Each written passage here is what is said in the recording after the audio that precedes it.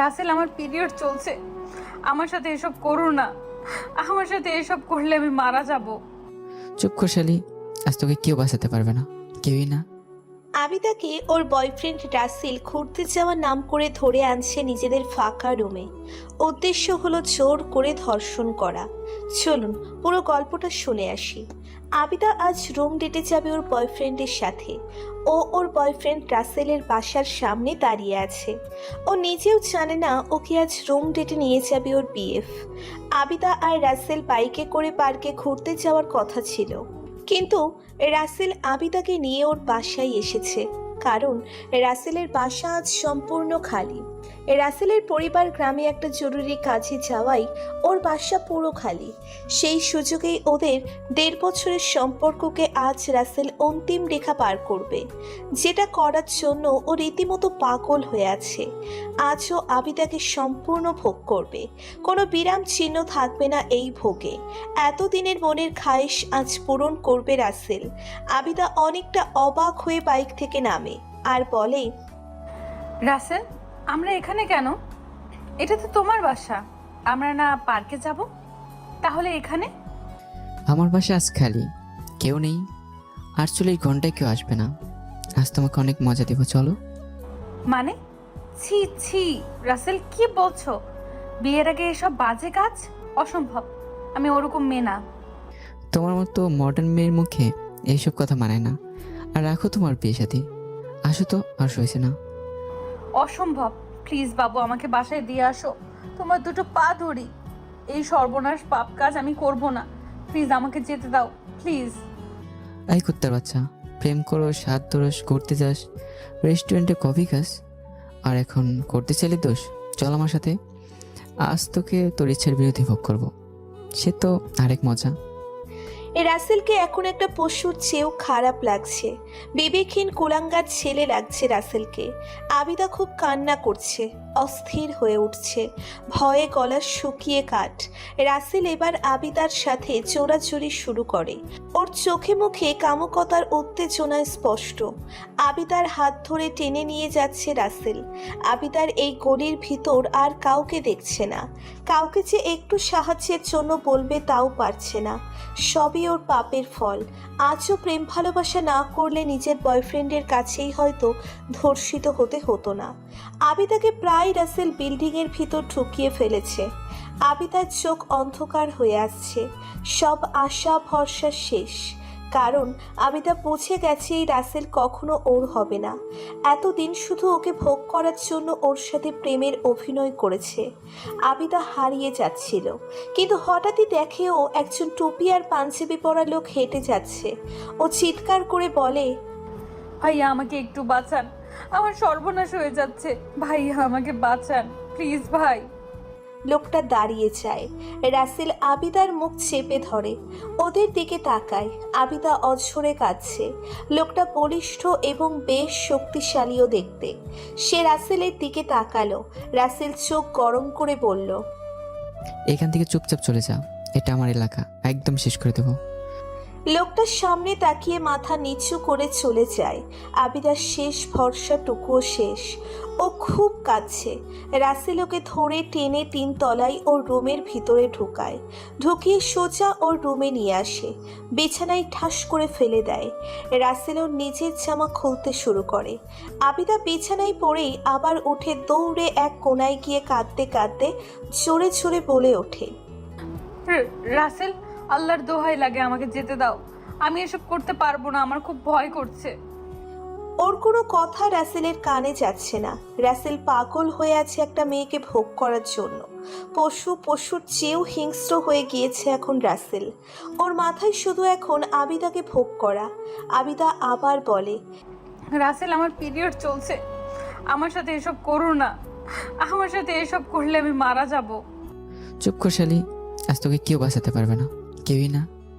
ইতিমধ্যেই ঠাস করে পেছন থেকে 5 জন পুলিশ এসে রাসেলকে ধরে কষিয়ে কয়েকটা মাইর দেয়। তারপর আবিদাকে উদ্দেশ্য করে বলেন, ভয় পাবেন না, আপনি সেফ। এর মধ্যে তাদের পেছন থেকে সেই টুপি আর পাঞ্জাবি পরা লোকটা সামনে আসে। পুলিশ তাকে দেখে বলে, ধন্যবাদ আপনাকে, এই বেয়াদবটাকে হাতে নাতে ধরিয়ে দেওয়ার জন্য। সব মহান আল্লাহর ইচ্ছে। ওনার ক্ষতি হতে যাচ্ছিল, আল্লাহ তাআলা আমাকে পাঠিয়ে দিয়েছেন, শুকরিয়া তার কাছে। জি, আপনি আমাদের সাথে আসুন, রিপোর্ট করতে হবে। পুলিশগুলো রাসেলকে নিয়ে চলে যায়। আবিদা আর সেই লোকটা আছে। লোকটা যেতে নিলে আবিদা তাকে আস্তে করে ক্লান্ত মাখা কণ্ঠে ডাক দেয়। এই যে শুনুন। লোকটা অন্যদিকে ফিরে মাথা নিচু করে দাঁড়িয়ে যায়, মানে সে আবিদাকে দেখতে চায় না। আবিদা ব্যাপারটা বুঝতে পারে, ওর কাছে খারাপ লাগে। ও বলে ওঠে, জানি আপনি আমাকে খারাপ মেয়ে ভাবছেন, কিন্তু আমি আসলে খারাপ মেয়ে না। আমাকে খারাপ ভাববেন না প্লিজ। আপনি আমার দিকে তাকাতে পারেন। দুঃখিত, আপনি ভুল ভাবছেন। আমি আসলে কোনো মেয়ের দিকে তাকাই না। আচ্ছা, আপনি তো নিজেই আমাকে বাঁচাতে পারতেন, তা করলেন না কেন? কাউকে মারার অধিকার আমার নেই, তার জন্য যে শাস্তি উপযুক্ত তাই করেছি। তাকে মেরে হয়তো আমি আপনাকে বাঁচাতে পারতাম, কিন্তু এতে করে পরে আপনার ক্ষতি হতো, তাই তাকে তার উপযুক্ত শাস্তিটাই দিয়েছি। বাহ, আপনি খুব ভালো একজন মানুষ। আজ আপনি না থাকলে হয়তো আমার বাঁচাই হতো না। অসংখ্য ধন্যবাদ আপনাকে। আমি কিছুই না, সব আমার আল্লাহর ইচ্ছে। আপনি বরং তার কাছে শুকরিয়া আদায় করুন। জি। আপনার বোধহয় দেরি হচ্ছে, নিচে তার অপেক্ষা করছে। জি জি। আরেকটা কথা মনে রাখবেন, আল্লাহ যে জিনিসে মানা করেছে সেটা করা মানেই তাতে আপনি বিপদে পড়বেনই, তাই এসব কাজ থেকে দূরে থাকবেন। চলুন। লোকটা আবার হাঁটা ধরে বাইরে চলে আসে, সাথে আবিদাও। ও শুধু মুগ্ধ হয়ে গিয়েছে লোকটার সাথে কথা বলে। একদিকে রাসেলকে দেখলে ছেলেদের উপর থেকে বিশ্বাস উঠে যায়, আর অন্যদিকে এই লোকটাকে দেখলে ছেলেদের প্রতি সম্মান আর শ্রদ্ধা 1000 গুণ বেড়ে যায়। আবিদা আর কিছু না বলে পুলিশের সাথে চলে যায়। লোকটা একবারও ওর দিকে তাকায়নি, ভুল করেও না। লোকটা দাঁড়িয়ে থাকে। আবিদা চলে যায়। আবিদা লোকটার দিকে তাকিয়েছিল। এরকম নুরানি চেহারা ও আগে কখনো দেখেনি। ফর্সা মুখে ঘন কালো দাড়ি, খুব শান্ত একটা মুখ। সন্ধ্যায় আবিদা বাসায় ফিরে আসে, কারোর সাথে কোনো কথা বলে না। ওর মুড একদম খারাপ।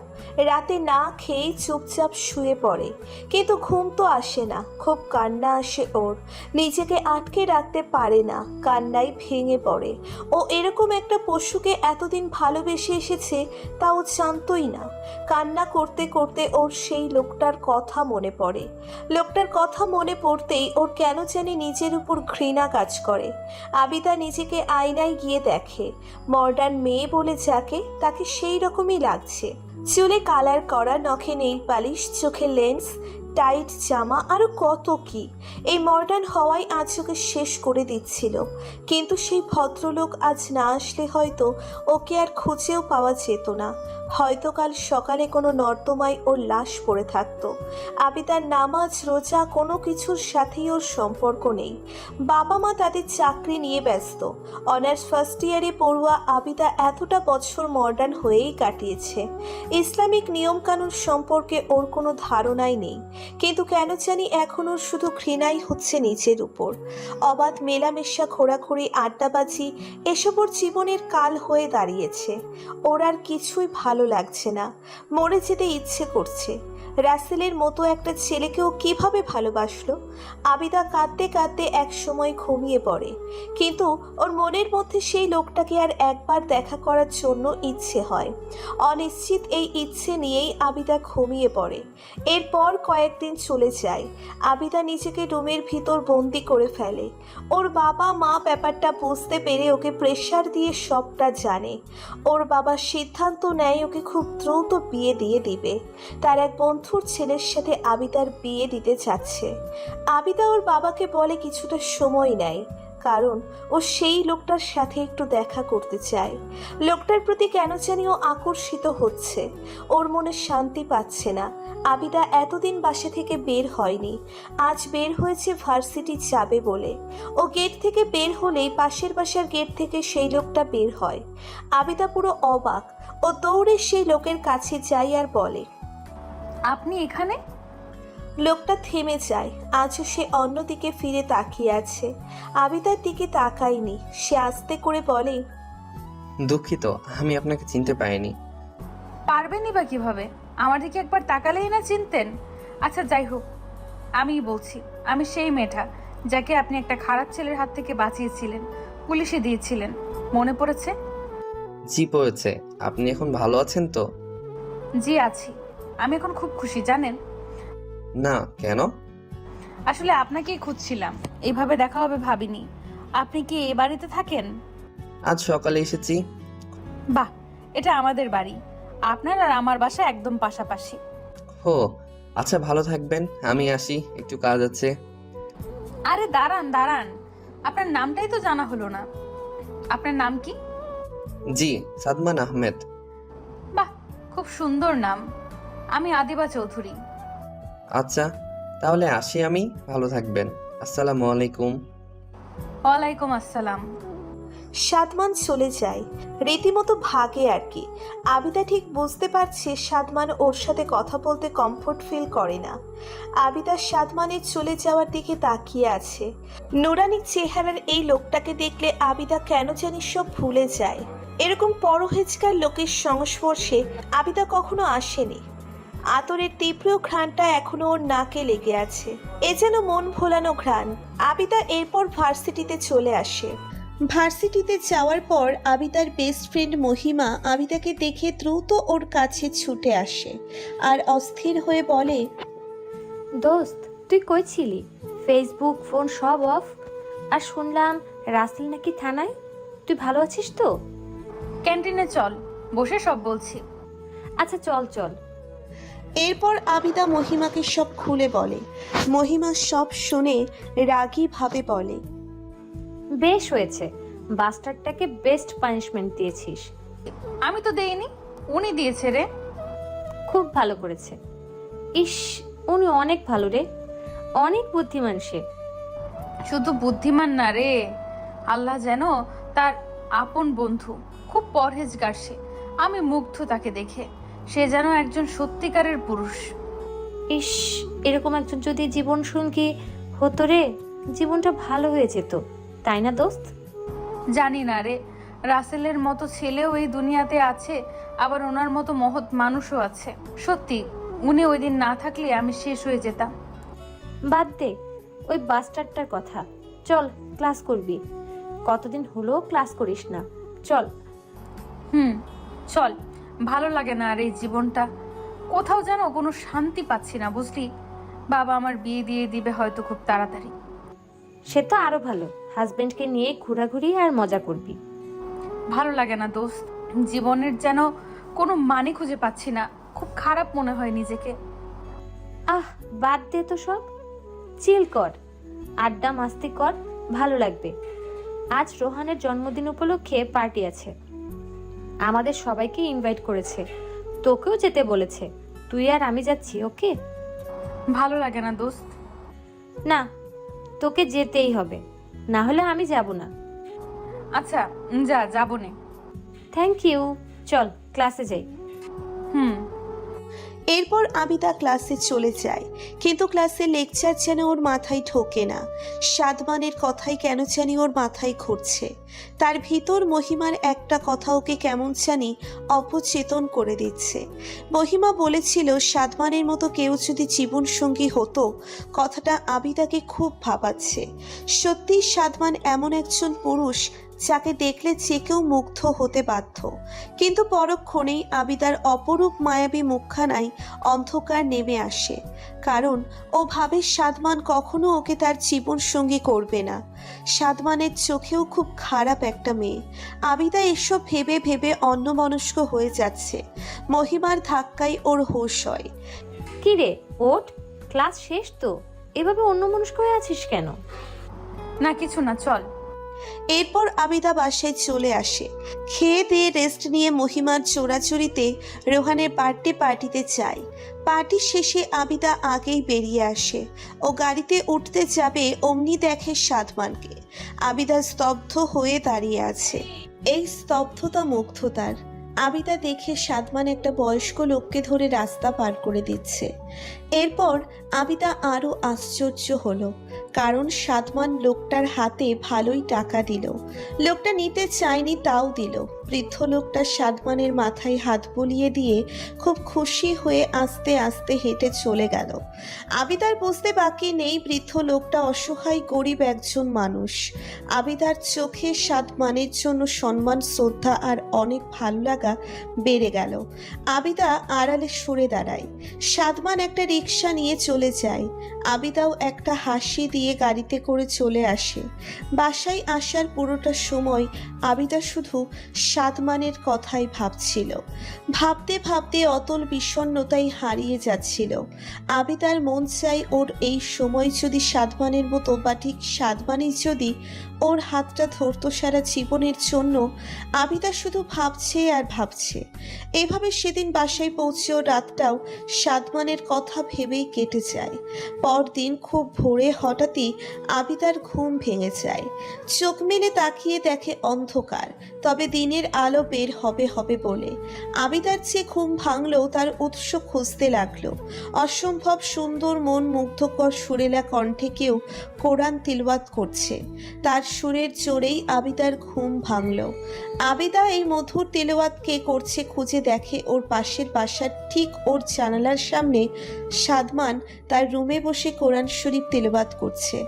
আবিদা পর্দা সরিয়ে জানালা একটু ফাঁকা করে সাদমানকে কোরআন পড়তে দেখছে আর শুনছে। সাদমানের প্রতি টানে যেন আবিদার বুক ফাটিয়ে দিচ্ছে। আবিদার চোখ দিয়ে কেন জানি টপ টপ করে অশ্রু ঝরছে। আবিদা কাঁপছে আর সাদমানের কোরআন তিলওয়াত শুনছে। এত মধুর তিলওয়াত যে আবিদার মন প্রাণ সব শান্ত হয়ে গিয়েছে। এভাবে প্রায় 5-6 দিন চলে যায়। আবিদা খুব ভোরে উঠে জানালার পাশে বসে সাদমানের কোরআন তিলওয়াত শোনে। ও যেন এই মধুর সুরের মায়ায় পড়ে গিয়েছে। সাদমানের এই মধুর তিলওয়াত না শুনলে আবিদার ভালো লাগে না, সব কিছু কেমন জানি লাগে। এভাবেই আবিদার দিন যাচ্ছিল আর ও সাদমানের প্রতি ক্রমশ দুর্বল হচ্ছিল। ভালো লাগা ভালোবাসায় আর অনেক সম্মানে পরিণত হচ্ছিল। কিন্তু হঠাৎ একদিন, আদিবা, অনেকদিন হয়েছে আর না, কাল আমার বন্ধু ছেলে তোকে দেখতে আসবে, তুই রেডি থাকিস। আবিদা মুহূর্তেই যেন আকাশ থেকে পড়ে। তাহলে সাদমান? ও তো সাদমানকে ছাড়া থাকতে পারবে না, অসম্ভব। আবিদা ওর বাবার কাছে গিয়ে অসহায়ভাবে বলে, বাবা, আমি তোমাকে অনেক সম্মান করি এবং ভালোবাসি, কিন্তু আমি তোমার বন্ধুর ছেলেকে বিয়ে করতে পারবো না। কি? কেন? কারণ আমি একজনকে ভালোবেসে ফেলেছি। এবার আমি কোনো খারাপ ছেলেকে ভালোবাসিনি। বাবা, আমি তাকে ছাড়া বাঁচবো না। আমার তাকে চাই সারা জীবনের জন্য। আদিবা, আমার মান সম্মান সব তোর ওপর। তুই কি বলছিস? আমি আমার বন্ধুকে কথা দিয়েছি, আর তুই এর মধ্যে কাকে ভালোবেসেছিস? শান্ত হও আবিদার বাবা। বাবা, তুমি যদি তাকে একবার দেখো তুমি চোখ সরাতে পারবে না। মাসে এত পরহেজগার, সে যেন আল্লাহর খুব কাছের। আমি তার কাছে আমার জীবনটা জড়াতে চাই। আমি তার সাথে আমার জীবনটা জড়াতে চাই। তার আলোতে আমার অন্ধকার জীবনটাকে আলোকিত করতে চাই। আমাকে একটা সুযোগ দাও, একবার তার সাথে আমার কথা বলো। আমি তাকে ছাড়া অন্য কাউকে বিয়ে করতে পারবো না, কখনো না। এটা কিন্তু শেষ কথা আদিবা? হ্যাঁ। তাহলে জোর করে হলেও আমি আমার বন্ধুর ছেলের সাথে তোর বিয়ে দিব। তাহলে আমিও আমার জীবন দিয়ে দেব, হয় উনি না হয় কেউ না। আদিবা, তোমরা শান্ত হও। কি বলছিস আবিদা এসব? আচ্ছা যা, তোর পছন্দের ছেলের সাথেই তোর বিয়ে হবে। আদিবার মা, দেখো, মেয়ে যেখানে খুশি থাকবে সেখানে ওর বিয়ে দিতে হবে। ওর মতের বাইরে বিয়ে দিলে ও কখনো শান্তি পাবে না। আমার কোনো মূল্যই নেই তোমাদের কাছে? বাবা আছে, কোটি কোটি বার আছে। বাবা প্লিজ একবার দেখা করো। আচ্ছা বল, কে? আমাদের পাশের বিল্ডিং এ, মানে হাবিব আঙ্কেলের বাড়িতে একজন হুজুর টাইপ ছেলেকে দেখেছো? সব সময় পাঞ্জাবি টুপি পরে থাকে। হ্যাঁ, সে তো বেশ এলেমদার, খুব ভালো একটা ছেলে। সেদিন আমাকে সালাম দিয়েছে। ওর চেহারায় নুরানি একটা ভাব আছে। খুব শান্তি পেয়েছিলাম ওর সাথে একটু কথা বলে। তাহলে ওই এলেমদার ছেলেকে তুই পছন্দ করিস? হ্যাঁ বাবা। তাহলে আর চিন্তা করিস না, ওর সাথেই তোর বিয়ে হবে। আজ রাতে আমি আর তোর মা ওর বাসায় যাব, দেখি ওর বাবা মা কি বলে। আশা করি না করবে না। থ্যাংক ইউ সো মাচ বাবা। হয়েছে, যা। তোমরা বাবা মেয়েরা পারো বটে। রাতের ঘটনা। আবিদা অধীর আগ্রহে বসে আছে সোফাতে। সেই 8টায় গিয়েছে ওর বাবা মা, এখন 10টা বাজে, কিন্তু এখনো আসেনি তারা। আবিদা অস্থির হয়ে আছে, কেমন এক আশ্চর্য উত্তেজনা কাজ করছে। আবিদা এদিক ওদিক হাঁটাহাঁটি করছে। হঠাৎই কলিং বেল বেজে ওঠে। আবিদা দৌড়ে দরজা খোলে। আবিদা দেখে ওর বাবা মায়ের মুখে কোনো হাসি নেই, একদম ফ্যাকাশে হয়ে আছে। আবিদার হৃদস্পন্দন ক্রমশ বেড়েই চলছে অজানা এক ভয়ে। ওর বাবা মা সোফায় এসে দুম করে বসে পড়ে। আবিদা দরজা দিয়ে দ্রুত তাদের সামনে এসে কিছু বলবে, তার আগেই ওর বাবা বলে ওঠে, দেখ মা, তুই ওই সাদমানকে ভুলে যা। কাল আমার বন্ধু ছেলের সাথে তোর বিয়ে ফাইনাল করে আসবো। আবিদা স্তব্ধ হয়ে যায়। ও কি বলবে বুঝতে পারছে না, তাও নিজেকে সামলে বলে, কেন, কি হয়েছে? সে না করে দিয়েছে? না করার আর কিছু নেই, তুই নিজেই সাদমানকে বিয়ে করতে চাবি না। মানে কি বলছো বাবা? আমি কিছু বুঝতে পারছি না। মা আবিদা, তুই কি সাদমানের সব জানতি? কি জানবো মা, বলো। চুপ করে আছো কেন, বলো। বাবা তুমি বলো, প্লিজ চুপ করে থেকো না, বলো। সাদমানের 5 বছরের একটা মেয়ে আছে। কি? আবিদা ঠাস করে সোফার উপর বসে পড়ে। ওর নিজের কানকে বিশ্বাস হচ্ছে না। ও কি ঠিক শুনলো? সাদমানের একটা মেয়ে আছে, তাও 5 বছরের। আবিদার মা উঠে এসে আবিদার পাশে বসে, ওর মাথায় আস্তে করে হাত বুলিয়ে দেয়। আবিদা কাঁদছে, নিঃশব্দে কাঁদছে। আবিদার মা বলে, সাদমান আজ থেকে 6 বছর আগে বিয়ে করে। ওর স্ত্রী বাবুকে জন্ম দেওয়ার সময় খুব অসুস্থ হয়ে পড়ে। এতটা অসুস্থ হয়ে পড়ে যে আল্লাহ তাকে নিয়েই যায়, কিন্তু একটা মেয়েকে সাদমানের কোলে দিয়ে যায়। মায়ের মুখে একথা শুনে আবিদা ভীষণ আশ্চর্য হয়ে মায়ের দিকে তাকায় আর বলে, ওনার স্ত্রী বেঁচে নেই? মানে মেয়েটার কোনো মা নেই? না রে মা, কি সুন্দর মেয়েটা, অসম্ভব সুন্দর। আবিদা সোফায় হেলান দিয়ে চোখ অফ করে বসে আছে। ওর বাবা বলে উঠল, তাহলে আমি আমার বন্ধুকে জানিয়ে দেই কালকে ওদের বিয়ে হচ্ছে। না বাবা, কি মানে?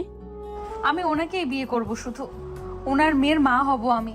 কি হয়েছে, ওনার বিয়ে হয়েছে আগে, আরেকবার করতে সমস্যা নেই। আমি ওনাকেই বিয়ে করব, আমি ওনাকেই চাই। তুই কি বলছিস জানিস? ভেবেচিন্তে বলছিস? সাদমান তোকে কখনো মেনে নেবে না। তোর কি মনে হয় সাদমানকে আমরা সে কথা বলিনি? সাদমানকে বলেছি আমি যে বাবা, এত সুন্দর একটা মেয়ে তোমার মা ছাড়া এত বছর ছিল, আমার মেয়েটাকে ওর মা করে দাও, মায়ের আদরে মেয়েটা খুব ভালো থাকবে। কিন্তু সাদমান স্পষ্টভাবে বলে দিয়েছে ও কখনো আর কাউকে বিয়ে করতে পারবে না। ও ওর স্ত্রীকে প্রচন্ড ভালোবাসে, দ্বিতীয় কাউকে ভালোবাসার প্রশ্নই ওঠে না। আবিদা স্তব্ধ হয়ে আছে, কি বলবে আর। অনেকক্ষণ চুপচাপ বসে থেকে আবিদা বলে ওঠে, বাবা আমি চেষ্টা করব, আমি চেষ্টা করতে চাই। ওনার মতো একজন মানুষের স্ত্রী হওয়া ভাগ্যের ব্যাপার। আমি ওনার স্ত্রী হয়েই ছাড়বো, দেখো। শুধু তোমরা একটু সাপোর্ট দিও, আর কিছু চাই না। আমরা দুজন তো সব সময় তোর পাশে আছি। দেখ ছেলেটা রাজি হয় কিনা। আমার তো খুব ভালো লেগেছে ছেলেটাকে, কি অমায়িক আচরণ। এরকম একটা জামাই আমাদের বাড়ির হলে সবার জন্য ভালো। ঠিক বলছো আদিবার মা। আদিবা যা, দোয়া করে দিলাম মা তোকে জিতে আসবে। থ্যাংক ইউ বাবা। পরের দিন সাদমানের বাসায় কলিং বেলের শব্দ। সাদমানের মা দরজা খুলে তাকিয়ে দেখে আবিদা, কিন্তু সে আবিদাকে চিনতে পারেনি। তাই তিনি বললেন, কে তুমি মা? কে দরকার? আন্টি আমি আদিবা, গতকাল আমার মা বাবা এসেছিল, ভেতরে আসতে পারি? ও মা তাই? হ্যাঁ আসো আসো। আবিদা ভিতরে আসে। সাদমানের মা আবিদাকে নিয়ে সোফায় বসে তিনি আবিদাকে ধরে ভালো করে দেখে বলে, ইস, তুমি তো অনেক সুন্দরী, একদম একটা পরীর মতো, আমার নাতনির মতো তুমি, মাশাআল্লাহ। কি যে বলেন না আন্টি, আঙ্কেল বাসায় নেই? তোমার আঙ্কেল তো বেঁচে নেই, সাদমান আমার একমাত্র ছেলে, ওই সব আমার। ও আর ওর মেয়ে ছাড়া আমাদের আর কেউ নেই। কে বলেছে? আমি তো আছি। আচ্ছা আন্টি না, মা বলে ডাকি আপনাকে। সাদমানের মা অনেক খুশি হন। তিনি আবিদার মাথায় হাত বুলিয়ে দিয়ে আদুরে কণ্ঠে বলে, ডাকো মা, ডাকো, কোনো সমস্যা নেই।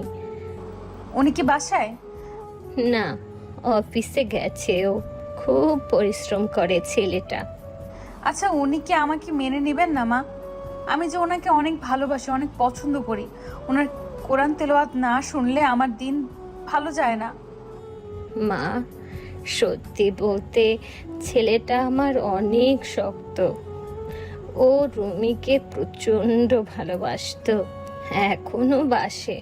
রুমি ছাড়া ও মনে হয় না আর কাউকে মেনে নেবে। আমি 1000বার চেষ্টা করেছি আমার নাতনির জন্য একটা মা আনার, কিন্তু ছেলেটা কোনোভাবেই মানেনি। তাই এখন হাল ছেড়ে দিয়েছি। ও মনে হয় না দ্বিতীয়বার আর বিয়ে করবে। আবিদা ভিতর থেকে অনেক দুর্বল হয়ে পড়ে। চারিদিক কেমন শূন্য হয়ে আসছে। কোনো উপায় কি নেই? আবিদা মাকে অসহায়ভাবে প্রশ্ন করে। মা, কোনো উপায় কি নেই তার মনে আমার জন্য একটু জায়গা করার? বলুন না প্লিজ। উপায় একটা আছে। কি মা? সাদমানের সবচেয়ে বড় দুর্বলতা হলো আমার নাতনি। তুমি যদি ওর বন্ধু, ওর প্রিয় হতে পারো, তাহলেই হয়তো আমার ছেলেটার জীবনে জায়গা করে নিতে পারবে। মা, আমি তাহলে তাই করব। লাগলে আমি কখনো মা হব না। ওনার মেয়ে আমার মেয়ে, আমার আপন মেয়ে, তাও ওনাকে আমার চাই। যাক, তাহলে আমার ছেলেটার একাকিত্ব যাবে, আর নাতনিটারও এত সুন্দরী একটা মা পাবো। মা, ওনার মেয়ের নাম কি? জান্নাত, ওর বাবাই রেখেছে। কই, জান্নাতের সাথে একটু দেখা করি। ও তো এখন ঘুমোচ্ছে, আসো ওকে দেখবে। একদম পরীর মতো আমার জান্নাত মামুনিটা। সাদমানের মা আবিদাকে নিয়ে জান্নাতের রুমে যায়। গিয়ে তিনি বলেন, ওই যে ঘুমিয়ে আছে আমাদের জান্নাত। আবিদা আস্তে আস্তে করে জান্নাতের কাছে যায়। আবিদা জান্নাতকে দেখে স্তব্ধ। এই স্তব্ধতা মুগ্ধতার। জান্নাত অসম্ভব সুন্দর একটা মেয়ে। আবিদা ওর জীবনে এরকম অসম্ভব সুন্দর বাচ্চা মেয়ে কখনো দেখেনি। ঘন কালো চুল, বড় বড় পাপড়ি, দুধের মতো গায়ের রং, এ যেন সত্যিই জান্নাত। আবিদা অপলক দৃষ্টিতে জান্নাতের দিকে তাকিয়ে আছে। ওর চোখে অজান্তেই পানি এসে গেছে। প্রচন্ড মায়া হচ্ছে জান্নাতকে দেখে। এটুকু মেয়ে মা ছাড়া 5টা বছর পার করেছে। আবিদা কাঁদতে কাঁদতে বলে, মামুনি, তোমার আম্মু চলে এসেছে। আজ থেকে আমরা মা আর মেয়ে মিলে অনেক মজা করব। আমাদের কেউ আলাদা করতে পারবে না, কেউ না। আল্লাহ আমাকে শুধু তোমার জন্য পাঠিয়েছেন। জান্নাতের পরি তুমি, আমার জান্নাত। আসলেই এই দুধের শিশুটার একটা মায়ের দরকার ছিল রে। আদিবা মা, তোকে ওর মা হতেই হবে। মা আমি হব। ও জান্নাতের টুকরা একটা। দেখেন কি অপরূপ সুন্দরীও। আমার খুব কান্না পাচ্ছে ওকে দেখে। আমি ওকে ছেড়ে কোথাও যাব না, কোথাও না। হ্যাঁ মা, যাস না। এরপর সকাল পেরিয়ে দুপুর, দুপুর পেরিয়ে বিকেল, আর বিকেল পেরিয়ে সন্ধ্যা আসে। সাদমানের আসার সময় হয়েছে। কলিং বেল বাজতেই সাদমানের মা দরজা খুলে দেয়। সাদমান মাকে সালাম দিয়ে সোজা ওয়াশরুম থেকে ফ্রেশ হয়ে এসে মায়ের কাছ থেকে তোয়ালে নিয়ে হাত মুখ মোছে। ও ব্যাকুল হয়ে আছে জান্নাতকে দেখার জন্য। জান্নাত কেমন আছে মা? ও তোমার সাথে নেই কেন? ঘুমাচ্ছে? না খোকা, ও ওর মায়ের সাথে খেলা করছে। যা দেখে আয়, মাকে পেয়ে কতটা খুশি জান্নাত। সাদমান আকাশ থেকে পড়ার মতো অবস্থা। দ্রুত জান্নাতের রুমের কাছে যেতেই জান্নাতের মিষ্টি মধুর খিলখিল হাসির শব্দ সাদমান শুনতে পায়। সাদমান দ্রুত রুমে ঢুকে দেখে আবিদা। সাদমান বাকরুদ্ধ। ও দেখছে জান্নাতের চোখে মুখে উজ্জ্বলতায় ভরা। মেয়েটা যেন সত্যিই মাকে খুঁজে পেয়েছে। আবিদা সাদমানকে দেখে বলে, কি এসেছেন? কেমন আছেন? আপনি এখানে? আমি এখানে থাকবো না তো কে থাকবে? আমি তো জান্নাতের মা। জান্নাত আমার মেয়ে, আমার পরি মেয়ে। এসব কি বলছেন? জান্নাত শুধু আমার আর রুমির মেয়ে, আপনার কেন হতে যাবে? বলেই জান্নাতকে কোলে তুলে নেয় সাদমান।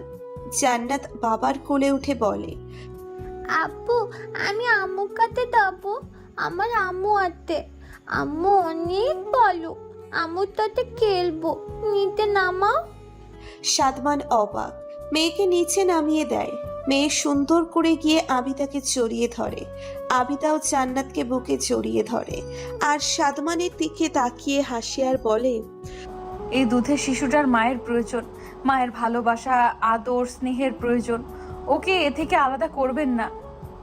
আর কান খুলে শুনে রাখুন, ও আমারও মেয়ে আজ থেকে। আমি আপনাকে ছাড়া আর কাউকে বিয়ে করব না, আর জান্নাতকেও আমি কখনো ছাড়বো না। এখন আপনি ভাবুন, জান্নাতকে কষ্ট দিবেন নাকি আমাকে বিয়ে করবেন? সাদমান কি করবে কি বলবে কিছুই বুঝতে পারছে না। সাদমান বলে ওঠে, জান্নাত মা, এদিকে আসো। উনি তোমার আম্মু না, আব্বুর কাছে আসো মা। আব্বুকে আদর দাও। না, এটা আমার আম্মু। আম্মুর সাথে খেলবো। তুমি দাও তো। সাদমান বিশ্বাস করতে পারছে না, কিন্তু ও এও বুঝতে পারছে যে সারাদিন একা থাকা মেয়েটা আবিদাকে পেয়ে অনেক খুশি। আবিদা জান্নাতের সাথে খেলা করছে, মজা করছে। জান্নাত খিলখিল করে হাসছে। সাদমান নিরাশ হয়ে বাইরের ড্রয়িং রুমে এসে সোফায় বসে। সাদমানের মা এক গ্লাস পানি ওর হাতে দিয়ে ওর সামনে এসে বসে বলে, আবিদা সত্যি জান্নাতের মায়ের যোগ্য বাবা। জান্নাতকে মা হারা করিস না। মেয়েটা মাকে পেয়ে অনেক খুশি। মন থেকে শুনে দেখ, কি সুন্দর খিলখিল করে হাসছে। জান্নাতকে কখনো এত হাসি খুশি দেখিনি। সাদমান, আর জিদ করিস না বাবা।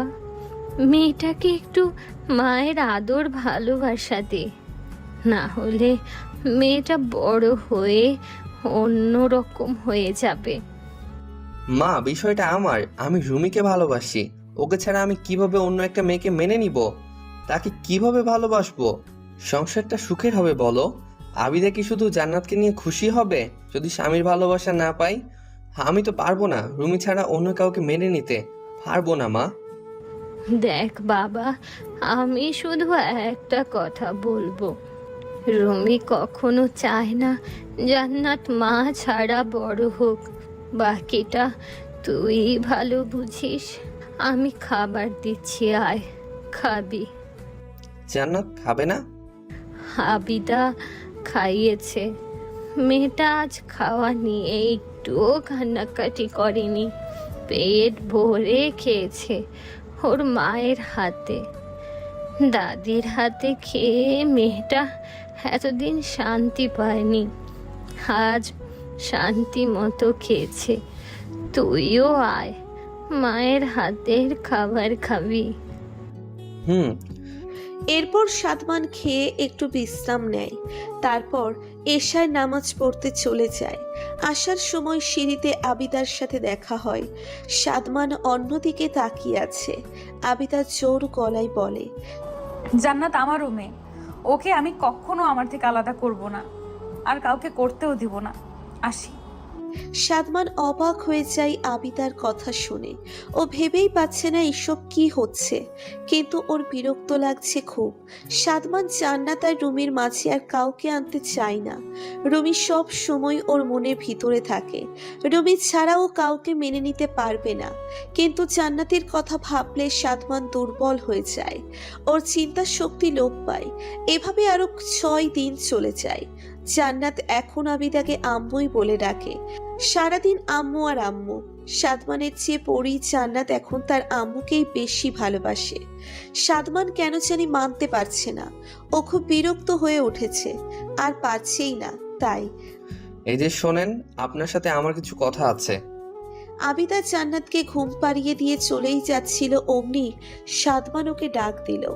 আবিদা তো বেজায় খুশি, ও ভাবছে সাদমান বোধহয় এবার ওকে মেনে নিবে। আবিদা খুশি হয়ে বলে, জি জি বলুন। আপনি কাল থেকে আমার বাসায় আর আসবেন না দয়া করে। জান্নাতের মা শুধু রুমি, আর কেউ না। আপনি রুমির জায়গা কখনো নিতে পারবেন না। আপনাকে আমি আর আমার বাসায় দেখতে চাই না। আর কখনো আসবেন না। আর যদি আসেন আমি এই বাসা ছেড়ে দিব।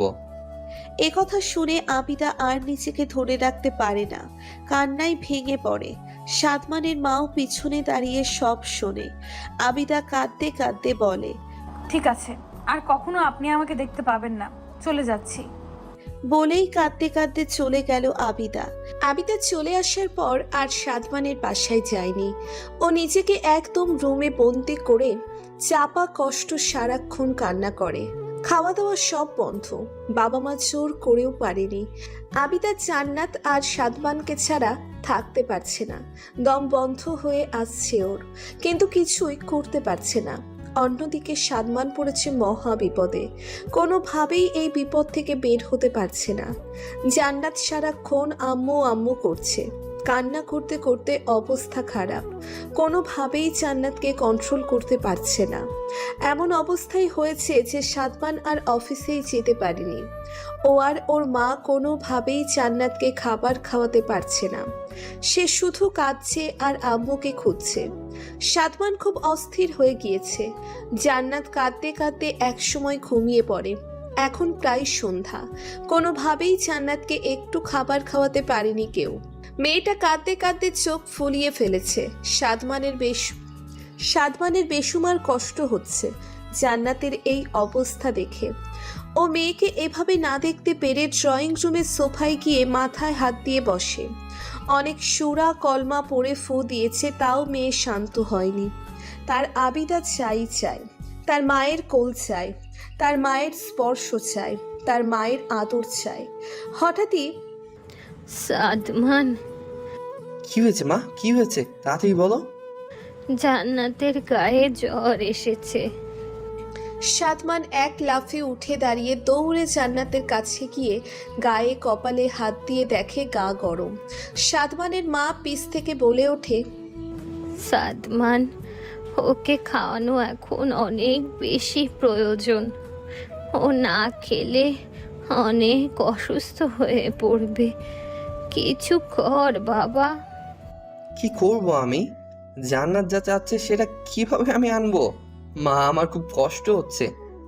তোর মেয়ের সুস্থতা চেয়ে কি তোর জিদ বড় সাদমান? জান্নাতের মায়ের প্রয়োজন। আমি সব সময় থাকবো না বাবা। ও একদিন বড় হবে, ও একটা মেয়ে, তুই ওর বাবা, পুরুষ মানুষ, তোকে ওর সব কথা বলতে পারবে বলতো? তখন ও একা হয়ে যাবে। মেয়েটার ভবিষ্যতের কথা ভেবে আবিদাকে মেনে নে। এত সুন্দরী ভালো মেয়ে যে জান্নাতকে নিজের চেয়েও বেশি ভালোবাসে। আবিদা কি বলেছে জানিস? বলেছে লাগলেও কখনো মা হবে না, তাও তোদের দুজনকে ও চায়। যা বাবা, ওকে তাড়াতাড়ি নিয়ে আয়, যা। সাদমান কি করবে কিচ্ছু বুঝতে পারছে না, মাথা কাজ করছে না, কোনো রাস্তাও খুঁজে পাচ্ছে না। সাদমান আবার জান্নাতের গায়ে কপালে হাত দিয়ে দেখে চটটা বাজছে। না, আর পারছে না সাদমান। ও উঠেই অস্থির হয়ে সোজা আবিদার বাসায় চলে যায়। আবিদার বাসায় গিয়ে কলিং বেল দিতেই আবিদার মা দরজা খোলে। তিনি সাদমানকে দেখে ভীষণ অবাক। সাদমান তাকে চিন্তিত গলায় সালাম দেয়। ওয়ালাইকুম আসসালাম। কি হয়েছে বাবা, তোমার এই অবস্থা কেন? কে আসছে? আদিবার মা। আরে সাদমান, তুমি? কি হয়েছে বাবা? তোমার সব ঠিক আছে? তোমাকে এরকম লাগছে কেন? কি হয়েছে? আঙ্কেল জান্নাত ওনাকে ছাড়া কোনোভাবেই খাবে না, গায়ে জ্বর এসে গেছে। দয়া করে একটু তাকে দেখে দিন। কি বলো কি বাবা? আবিদাও সারাদিন না খেয়ে রুমে বন্দি হয়ে আছে। দাঁড়াও, আমি এখনই ডেকে নিয়ে আসছি। কিছুক্ষণ পরই আবিদা রুম থেকে দৌড়ে আসে বাইরে গেটের কাছে। আবিদার অবস্থা খুব খারাপ। সাদমান এক পলক শুধু ওকে দেখে। আবিদা এসে বলে, কি হয়েছে? কি হলো বলুন। জান্নাত খুব অসুস্থ হয়ে পড়েছে, সারাদিন কিচ্ছু খায়নি, আপনাকে খুঁজছে, আপনি একটু আবিদা রীতিমতো সাদমানকে ধাক্কা দিয়ে সরিয়ে দ্রুত সাদমানের বাসায় চলে যায় অস্থির হয়ে। সাদমান বা ক্রুদ্ধ হয়ে যায়। ও দ্রুত ওর বাসার দিকে ফেরে। এসে দেখে জান্নাত ঘুম থেকে উঠে গেছে। আবিদা আর জান্নাত দুজনেই কান্না করছে, একে অপরকে জড়িয়ে ধরে। থাক, পরীটা আমার কান্না করে না। এই যে আম্মু চলে এসেছি, আর কখনো যাব না। তুমি খাওনি কেন আমার পরী? জান্নাত, ইস, গায়ে জ্বর উঠে গেছে। আহারে আমার আম্মুটা। থাক আর কাঁদে না মা, আসো আমরা খাবো এখন। আম্মু আত্তে, আম্মু আত্তে, আম্মু আত্তে, তুমি কান্না করো না, আমি খাবো। গুড গার্ল, হা করো আম্মুটা। এরপর জান্নাতকে সুন্দর করে খাইয়ে দেয় আবিদা। সাদমান আর ওর মা দাঁড়িয়ে সব দেখছে।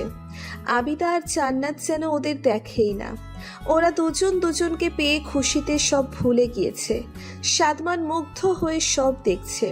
ও সিদ্ধান্ত নিয়ে ফেলেছে শুধুমাত্র জান্নাতের জন্য আবিদাকে বিয়ে করবে, কারণ ও চায় জান্নাত এভাবে হাসি খুশি থাক, ভালো থাক। আবিদা জান্নাতকে খাইয়ে দিয়ে, ঔষধ খাইয়ে দিয়ে ওকে বুকে চড়িয়ে নিয়ে আদর দিয়ে ঘুম পাড়িয়ে দেয়। জান্নাত এখন অনেকটা সুস্থ। আবিদা জান্নাতকে শুইয়ে দিয়ে পাশে বসে ওর দিকে তাকিয়ে আছে। সাদমানের মা আস্তে করে আবিদার কাছে গিয়ে ওর কাঁধে হাত রাখে। আবিদা তার দিকে ফিরে তাকায়। মা অসহায়ভাবে বলেন, এ কি অবস্থা করেছিস মা তোর? জান্নাতের চেয়েও তোর অবস্থা খারাপ মনে হচ্ছে। মা কিছু খেতে দেন না, খুব খিদে লেগেছে। ওনার ওপর রাগ করে সারাদিন কিছু খাইনি। জান্নাতের জন্য মন কাঁদছিল, তাই খুব খিদে পেয়েছে। এভাবে বলিস না মা, বুকটা ফেটে যায়। আয়, আমি তোকে নিজ হাতে খাওয়াবো। আয় মা। আবিদা উঠে সাদমানের মায়ের সাথে খেতে আসে। আর আসার আগে সাদমানকে বলে, মায়ের কাছ থেকে মেয়েকে আলাদা করলে এরকমই হয়। জান্নাত আমারও মেয়ে। সাদমান চুপ করে আছে, কিছু বলার সাহস বা ইচ্ছে ওর নেই। ও এরপর নামাজ পড়তে চলে যায়।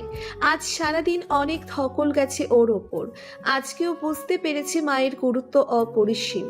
দীর্ঘ 5টি বছর মেয়ের দেখাশোনা করেও সামান্য কয়টা দিনে মেয়েটা মায়ের মমতায় জড়িয়ে গিয়েছে। মারা আসলে এমনই, সন্তান মা ছাড়া ভালো থাকে না। যাদের কাছে মা নামক মানুষটা আছে তারা সত্যিই খুব ভাগ্যবান। তারা মা বলে ডাকতে পারে। মা এমন একজন যে সন্তানের সব কষ্ট নিমেষেই শেষ করে দেন।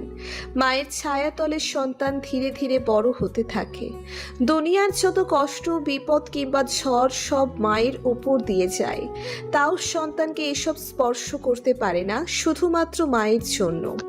এই সেই মা যার অবস্থান আল্লাহ পাকের পরেই। মা ছাড়া এই দুনিয়ার আলো কখনো দেখা সম্ভব না। তাই মায়ের মতো বা মা বলে ডাকার মতো যদি একজন থেকে থাকে, জেনে রাখুন আপনি এই দুনিয়ার সবচেয়ে ভাগ্যবান, ভাগ্যবতী একজন মানুষ। মা পাগল হলেও সন্তানকে নিজের সাথে বেঁধে রাখে। একথা ভাবলে চোখের জল আর আটকানো যায় না। সেই মায়ের মনে যদি কেউ বিন্দু পরিমাণ আঘাত করে, তার জীবন ধ্বংস হতে অনিবার্য। বাবা মা উভয় প্রধান। তাদেরকে তিল পরিমাণ কষ্ট দেওয়া মানে আল্লাহকে কষ্ট দেওয়া। তাই আমরা এই কাজ থেকে সবাই বিরত থাকব। বাবা মাকে সব সময় আগলে রাখব। মনে রাখতে হবে আজ আমি যা সব ওই আল্লাহ আর আমার বাবা মায়ের জন্য, না হলে আমার অস্তিত্বই থাকতো না। সাদমান জান্নাতের দিকে তাকিয়ে বসে আছে। রুমির মতো হয়েছে একদম, কিন্তু আবার আশ্চর্য হলেও সত্যি যে আবিদার সাথেও অনেক মিল আছে জান্নাতের। দুধের মতো গায়ের রং দুজনের, আর দুজনেরই মুখে মায়ায় ভরা। চোখগুলো সবচেয়ে সুন্দর। খাওয়া শেষে আবিদা আবার জান্নাতের কাছে আসে। সাদমানকে দেখেও না দেখার ভান করে সোজা জান্নাতের কাছে এসে গায়ে কপালে হাত দিয়ে দেখে জ্বর আছে কিনা। না, এখন আর জ্বর নেই। আবিদা জান্নাতের নরম তুলতুলে গালে একটা চুমু দিয়ে কিছুক্ষণ তাকিয়ে দেখে জান্নাতের টুকরা একটা। সাদমান বসে বসে সব দেখছে। ওর বুঝতে বাকি নেই আবিদা আপন মা না হলেও আপন মায়ের চেয়ে কোনো দিক থেকে কম না। আবিদা সাদমানের দিকে এক নজর তাকিয়ে চলে আসতে নেয়। সাদমানও উঠে বাইরে আসে। আবিদা শুনুন, কিছু কথা আছে আপনার সাথে। দেখুন, আমার মেয়েটা আজ সারাদিন অনেক কষ্ট পেয়েছে, আমি আর ওকে কষ্ট দিতে পারবো না। আপনি না করলেও আমি বেহায়ার মতো আমার মেয়ের কাছে চলে আসব। আমি আর কিচ্ছু শুনতে চাই না। বেহায়ের মতো আসতে হবে না, জান্নাতের মা হয়ে একবারে আসিয়েন। কি বললেন বুঝিনি। এভাবে বিয়ে ছাড়া আমার বাসায় যাওয়া আসা করতে হবে না, ব্যাপারটা ঠিক না। তাই কালকে আপনাকে বিয়ে করে জান্নাতের মা করে একেবারে এই বাসায় নিয়ে আসবো। আপনি কি সত্যিই বলছেন নাকি আমি স্বপ্ন দেখছি? জি, সত্যি বলছি। জান্নাতের মা হওয়ার সব যোগ্যতা আপনার আছে। ও মা, তুমিও কি শুনছো? উনি আমাকে বিয়ে করবে, আমি জান্নাতের মা হব। তুমি শুনছো? সাদমানের মাও খুশিতে চোখের জল ছেড়ে দিয়ে মাথা নাড়িয়ে হ্যাঁ বলে। আবিদা তাকে জড়িয়ে ধরে খুশিতে। হঠাৎই সাদমান বলে ওঠে, কিন্তু আমার কিছু শর্ত আছে, যা না মানলে এই বিয়ে সম্ভব না। কি শর্ত? আপনাকে সম্পূর্ণ ইসলামিক নিয়মকানুন মেনে চলতে হবে। মডার্ন কোনো কিছু করা বা পড়া যাবে না, মানে খোলামেলাভাবে চলাফেরা করা যাবে না। জানি আপনি পারবেন না, তাও এই শর্ত না মানলে। আমি রাজি। লাগবে না আমার ওই নরকের জীবন। ওখানে কোনো শান্তি পাইনি আমি।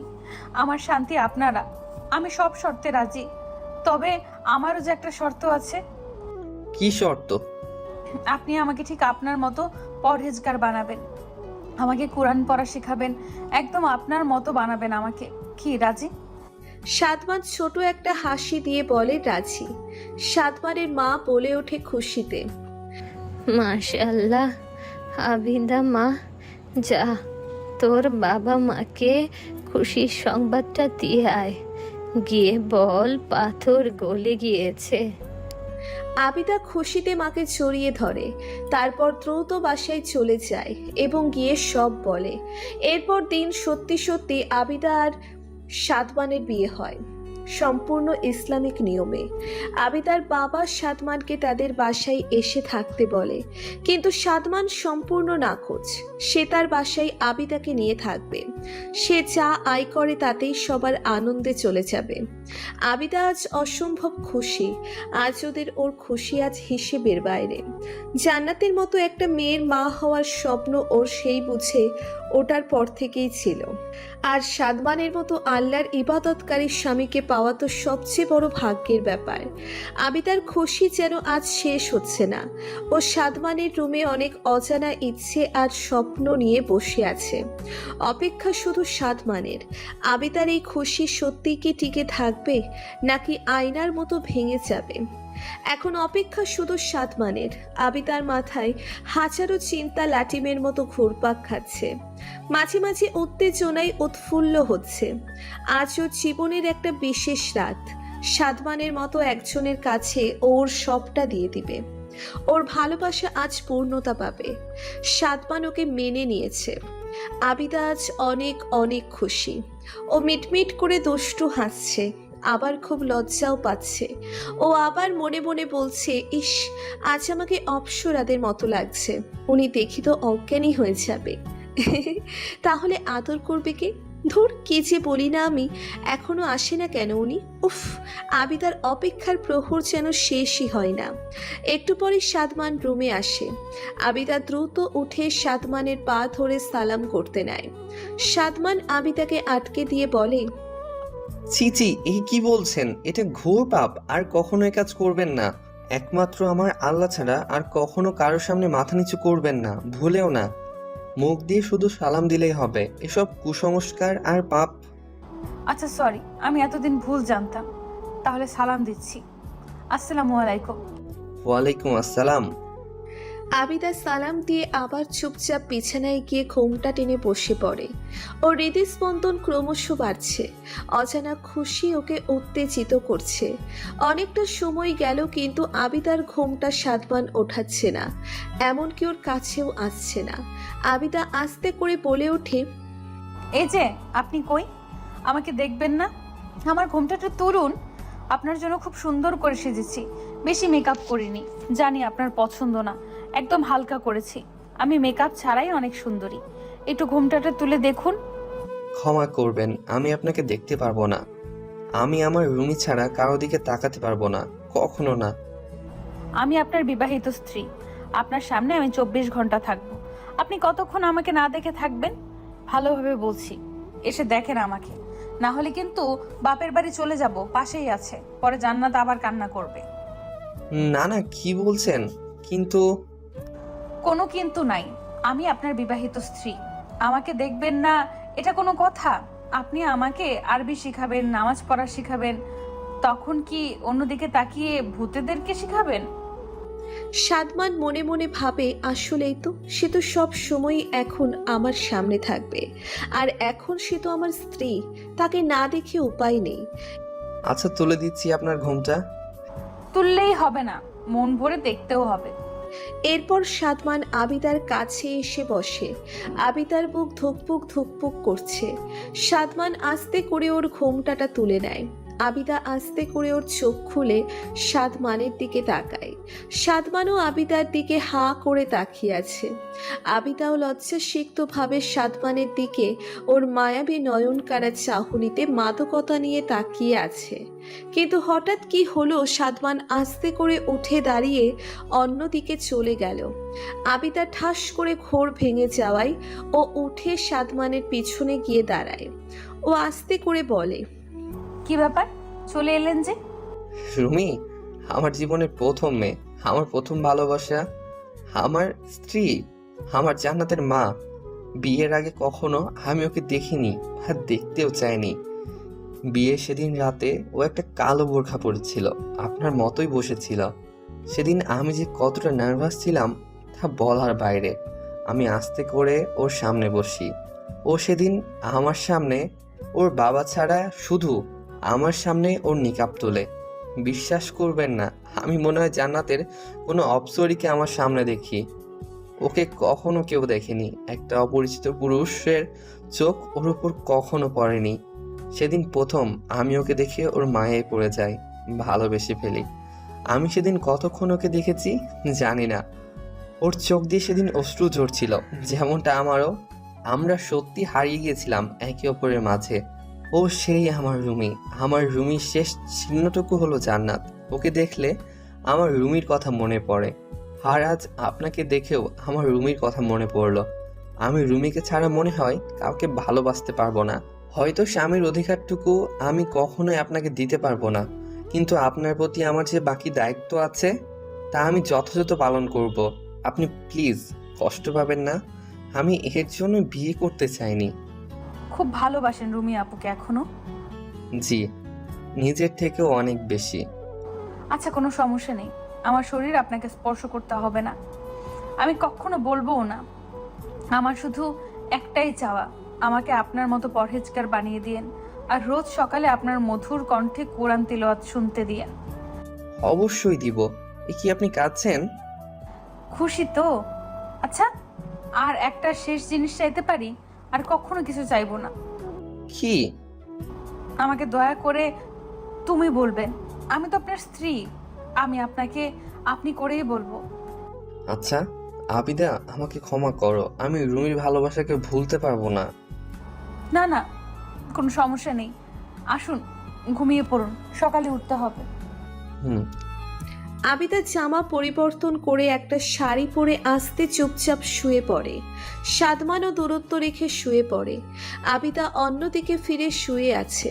চোখ দিয়ে টপ টপ করে অশ্রু গড়িয়ে পড়ছে, থামার কোনো নাম নেই। এই কষ্ট কাউকে বোঝানো যাবে না কখনো। স্ত্রী সব পারে, কিন্তু স্বামীর স্পর্শ ছাড়া তার বুকে মাথা না রেখে ঘুমোতে পারলে সে কখনো শান্তি পায় না। আবিদার মনেও কোনো শান্তি নেই, বুকটা ফেটে যাচ্ছে, কিন্তু কিছু করার নেই। আবিদা এটাই ওর ভাগ্য মেনে নেয়।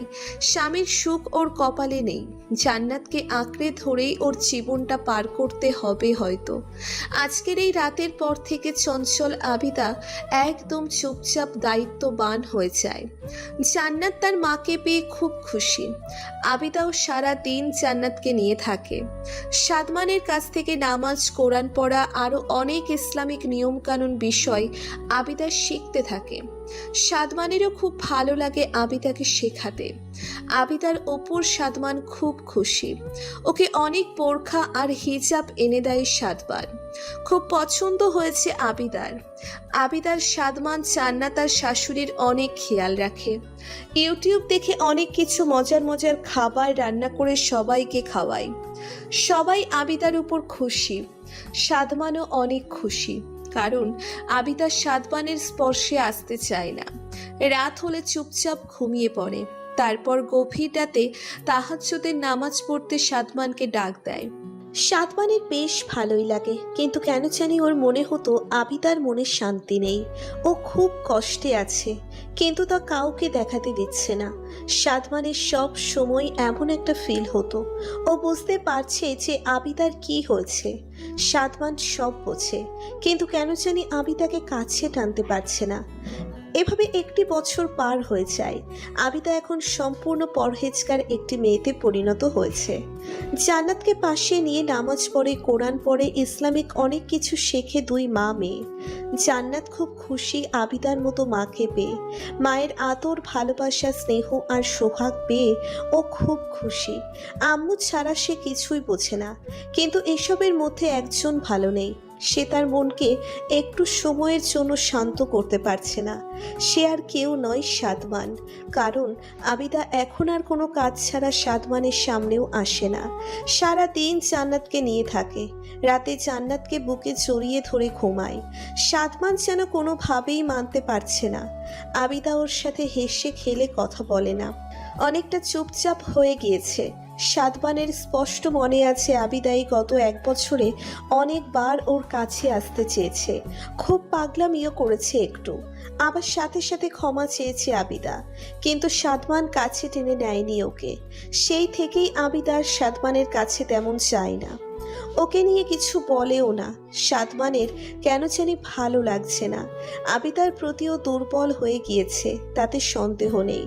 আবিদা যেভাবে সবার যত্ন করে তাতে ওকে ভালো না বেশি উপায় নেই। সাদমানের ক্ষেত্রেও তাই হয়েছে। রুমির স্মৃতিটাকে বুকের মাঝে চাপা দিয়ে দিয়েছে আবিদার যত্ন, স্নেহ আর অসীম ভালোবাসা। আবিদা প্রতিনিয়ত সাদমানকে মুগ্ধ করেছে। সাদমান যা বলে তা অক্ষরে অক্ষরে মেনে চলে আবিদা, কিন্তু তাও সাদমান আবিদাকে ওর উপর অধিকার দেয়নি। এখন আবিদা সরে পড়ায় সাদমান কেমন জানি শান্তি পাচ্ছে না। আবিদার সাথে একা কথা বলতে গেলেও ব্যস্ততা দেখিয়ে সরে যায়। সাদমান একা হয়ে পড়ে, কিন্তু আবিদার এই পরিবর্তন এত শক্ত কেন তাই ও বুঝতে পারছে না। একদিন গভীর রাতে সাদমানের হঠাৎ ঘুম ভেঙে যায়। কেন জানি মাথা তুলে আবিদার ঘুমন্ত মুখখানা দেখবে বলে চিন্তা করে। জান্নাতকে দেখে সেই আবিদার দিকে তাকায়, দেখে জান্নাতের পাশে আবিদা নেই। সাদমান এক লাফে উঠে বসে। এদিক ওদিক তাকায়, রুমের কোথাও আবিদা নেই। সাদমান তাড়াতাড়ি উঠে ওয়াশরুম আর বারান্দায়ও দেখে আবিদা নেই। ওর ভয় হচ্ছে আবিদা গেল কই, কিন্তু হঠাৎই ও রুম থেকে বের হয়ে ওর পাশেই নামাজের রুমে উকি মেরে দেখে আবিদা জায়নামাজে বসে খুব কাঁদছে। মোনাজাত ধরেও বলছে, হে আল্লাহ, আমি কি ভুল করেছিলাম? তোমার একজন প্রিয় বান্দাকে ভালোবেসেছি, তার মেয়েকে ভালোবেসেছি, সবাইকে আপন করে নিয়েছি, কিন্তু যাকে এতটা ভালোবাসলাম সেই আমাকে আপন করে নিল না। হে আল্লাহ, আমি তো একটা মেয়ে, আমি এখন তার স্ত্রী। আমারও যে এখন মা হতে ইচ্ছে করে, আমারও গর্ভে তার সন্তান নিতে ইচ্ছে করে। সে কি তা বুঝবে না? কত গিয়েছি তার কাছে, কত পাগলামি করেছি, তাও সে আমার ইচ্ছেটা বোঝেনি, নেয়নি আমাকে আপন করে। একটা মেয়ে যদি মা না হতে পারে, এর চেয়ে বড় কষ্ট আর জীবনে কিছুই নেই। তার গর্ভে ধরা সন্তান যখন মা বলে ডাকে, সে ডাক দুনিয়ার শ্রেষ্ঠ ডাক। জান্নাতকে আমি আমার প্রথম মেয়ে মানি, আমার কলিজার টুকরাও। আমি কখনো ওকে অন্যজনের মেয়ে মনে করিনি, সবসময় আমার মেয়েই ভাবি ওকে। ছোটকাল থেকেই ওর মতো একটা পরীর মতো মেয়ের স্বপ্ন ছিল আমার, যা তুমি আমাকে দিয়েছো। তাই অনেকটা সময় আমি মা হওয়ার কোনো মনে আসতে দেইনি, কিন্তু এখন যে আমারও মা হতে ইচ্ছে করছে, মা হওয়ার সেই স্বাদটা গ্রহণ করতে ইচ্ছে হচ্ছে। আমার নিজের সন্তান আর জান্নাতকে নিয়ে বাকি জীবনটা পার করতে ইচ্ছে হচ্ছে তোমার পথে। কিন্তু আমি কি মা হতে পারবো না আল্লাহ? তাকে ভয়েও এই ইচ্ছার কথা বলতে পারছি না। সে যদি ভাবে জান্নাতের মূল্য আমার কাছে কমে যাবে, কিন্তু সে তো জানে না জান্নাতকে আমি আমার প্রথম সন্তান ভাবি, আর সারা জীবনই ভাববো। ওকে কখনো বলবো না যে আমি ওর আপন মা না, কিন্তু সে কখনো তা বুঝবে না। তাই হয়তো সে চায়নি আমিও মা হই, আমার সন্তানকে নিজের হাতে বড় করি, তাকে তোমার পথে চলার জন্য মানুষের মতো মানুষ করি। খুব ইচ্ছা হয় আল্লাহ, কিন্তু কিছুই আমার ভাগ্যে নেই। না স্বামীর ভালোবাসা, না নিজের একটা সন্তান, কিছুই আমার ভাগ্যে নেই। তাই জান্নাতকে বুকের সাথে আঁকড়ে ধরে ছারখার হওয়া আমার বুকটাকে শান্ত করি, কিন্তু এ শান্ত যেন ক্ষণিকের জন্য আল্লাহ। মা হতে ইচ্ছে করে শুধু। শুনেছি তোমার পরেই মায়ের সম্মান সবচেয়ে বেশি। হে আল্লাহ, আমি মা হতে চাই। আমি আমার স্বামীর একটু ভালোবাসা চাই। দাও না আল্লাহ আমাকে, তুমি তো পরম দয়াশীল, আমাকে একটু দয়া করো। সাদমানের চোখ দিয়ে অঝরে অশ্রু ঝরছে। ও আবিদাকে বুঝতে পারেনি। আবিদা কি চেয়েছে এতদিন তাও বুঝতে পারেনি। ও বোঝার চেষ্টাও করেনি। মা হওয়া যে প্রতিটা মেয়ের সবচেয়ে বড় স্বপ্ন, তাও ভুলেই গিয়েছে। সাদমান বুঝতে পেরেছে আল্লাহ ওকে ইচ্ছে করেই এখানে এনেছে, যাতে ও আবিদার মনে লুকিয়ে থাকা সত্য কথাগুলো সব শুনতে পারে। কারণ একজন বান্দা আর সবার সাথে পারলেও আল্লাহর সাথে তার সামনে কখনো মিথ্যা বলতে পারবে না। সাদমান আর এক মুহূর্ত সময় নষ্ট না করে নামাজের রুমে ঢুকে আবিদাকে শক্ত করে কাঁদতে কাঁদতে ওর বুকের সাথে জড়িয়ে ধরে। আবিদা ভয় পেয়ে যায় আর অনেক আশ্চর্য হয়। জীবনে আজ প্রথম সাদমান আবিদাকে স্পর্শ করেছে। আবিদাও খুশিতে সাদমানকে জড়িয়ে ধরে। সাদমান কাঁদতে কাঁদতে বলে, আবিদ, আমার ভুল হয়েছে। আমি বুঝতে পারিনি তোমাকে। আমি রুমির জন্য অন্ধ ছিলাম। তোমার প্রতি আমার অবহেলা যে তোমাকে এত কষ্ট দিচ্ছিল তা আমি বুঝতে পারিনি। আজ আল্লাহ আমাকে সব বুঝিয়ে দিল। তোমার সব মনের কথা আমি শুনেছি। তোমার সব ইচ্ছা আমি পূরণ করব। আবিদা, তুমি মা হবে, আমাদের সন্তান হবে। তোমাকে ভালোবাসবো আমি, আর কখনো অবহেলা করব না। দয়া করে আমাকে মাফ করে দাও। তুমি মাফ না করলে আল্লাহ কখনো আমাকে ক্ষমা করবে না। ছি ছি, কি বলছেন? আমি একটুও রাগ করে নেই আপনার উপর। মাফ তো সে কবেই করে দিয়েছি। আপনাকে চোখের সামনে দেখি এই অনেক। শুধু একটু আপনার ভালোবাসা আর আমাদের সম্পর্কের একটা চিহ্ন চাই, আমাদের সন্তান। আমি কখনো জান্নাতকে তিল পরিমাণও কম ভালোবাসবো না। ও আমার কাছে জান্নাতের টুকরা। সত্যি বলছি, ওদের দুজনের মাঝে কোনো ভেদাভেদ হবে না। সব শুনেছি আমি আবিদা। তুমি যা চাবে ঠিক তাই হবে। খুব ভালোবাসি আপনাকে, খুব। আপনারাই আমার সব। আপনাদের ছাড়া আমি শূন্য। আবিদা, আর আপনি নয়, আজ থেকে তুমি করে বলবে। বলবো। এরপর সময়টা অনেক দ্রুত চলে যায়। আবিদার জীবনে সেদিন রাতের পর থেকে অনেক বড় একটা পরিবর্তন আসে। ওর মনে হয় আল্লাহ যেন ওকে ঝুড়ি ভরে অনেক সুখ দিয়েছে। আবিদা সারাক্ষণ আল্লাহর কাছে শুকরিয়া আদায় করে, তাও কম মনে হয় ওর কাছে। হ্যাঁ, আবিদার সব ইচ্ছে পূরণ হয়েছে। ও মা হয়েছে। আল্লাহ ওকে একটা ছেলের সন্তান দিয়েছে। জান্নাত ওর ভাইকে পেয়ে মহা খুশি, আর আবিদা খুশি তার স্বামী, মেয়ে আর ছেলেকে পেয়ে। আর ওদের চারজনকে দেখে সবচেয়ে বেশি খুশি সাদমানের মা। আর সেই সাথে শেষ হলো ওদের অসমাপ্ত গল্প। কারণ জীবন কখনো থেমে থাকে না, সে চলবে।